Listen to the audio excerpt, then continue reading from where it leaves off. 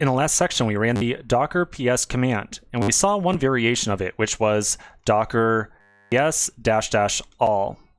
When we ran --all on here, we saw that we got a printup of all the containers we'd ever started up on our machine, which was kind of interesting, because it kind of begs the question, when does a container really get shut down? Why does it get shut down? And what happens when it gets shut down? So starting this section, I want to start to show you a little bit around the life cycle of a container, which is going to give you a better idea of what's going on behind the scenes.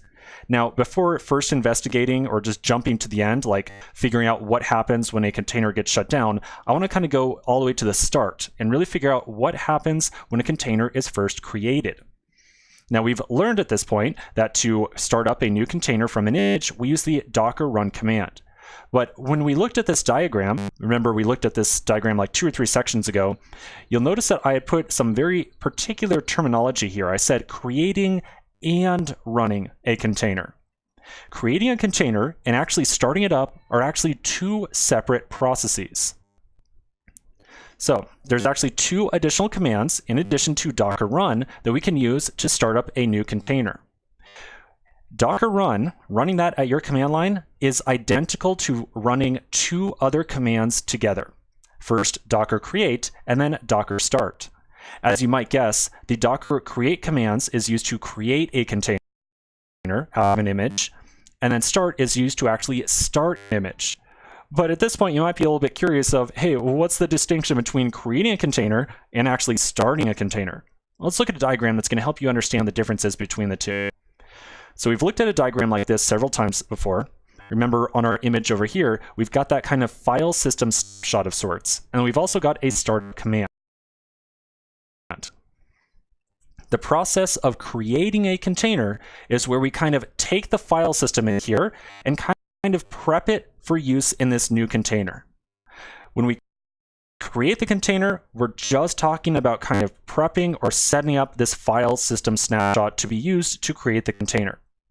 To actually start the container, that's when we actually execute this startup command that might start up the process of like hello world, or in the case of that BusyBox one that we used, the echo hi there, or whatever process is supposed to be executed inside the container. So again, creating a container is about the file system. Starting it is about actually executing the startup command. So with that in mind, let's try flipping over to our command line really quickly, and we're going to start to investigate the difference between creating a container and starting a container. Over at my command line, I'm going to first try running the docker create and start commands with the hello world image. So I will first do docker create hello-world. When I run that command, I get this long string of characters printed out. This is the ID of the container that was just created. I can now actually execute the hello world command inside of this container by running docker start, and then I'm going to add on a little argument here. I'm going to say -a. We'll talk about what that is in just a second.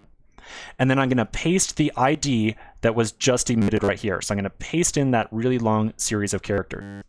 And then when I run this command, we'll see that familiar welcome message appear here. So what happened here? Well, again, first off, we kind of prepped the container by getting that file system ready. Then after that, we actually executed the primary startup command in there with docker start. Now, what was with the -a right there? Well, to show you what's going on with that, let's try running docker start again, but without the -a. So I'm going to run docker start, and then I'm going to again paste in, oops, I lost the thing. I got to do the create again very quickly. So there's my ID, and I'll do docker start, but without the -a this time. So when I run docker start, you'll notice that I just see the ID. The -a command is what's going to make Docker actually watch for output from the container and print it out to your terminal. So the -a specifically means, hey, kind of attach to the container, so to speak, and watch for output coming from it and print it out at my terminal. So when I put on docker start -a, that means give me any output that is coming from that thing. And when I run that, boom, there it is. So you'll notice that's a very small difference between docker run and docker start. By default, Docker run is going to show you all the logs or all the information coming out of the container. By default, Docker start is the opposite. Docker start is not going to show you information coming out of the terminal.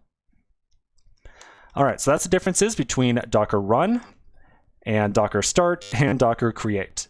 Let's take a quick pause right here. We're going to come back to the next section and we'll talk a little bit more about